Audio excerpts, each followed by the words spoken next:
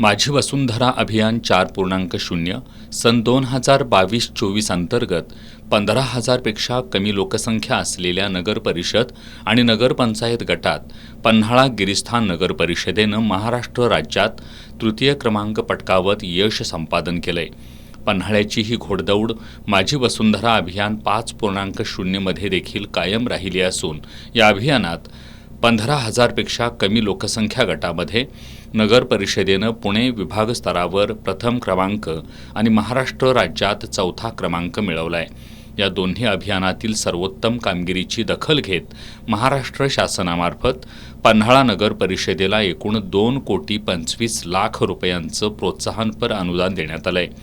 मुंबईत शनिवारी हा विशेष सन्मान सोहळा राज्यपाल आचार्य देवव्रत यांच्या अध्यक्षतेखाली पार पडला।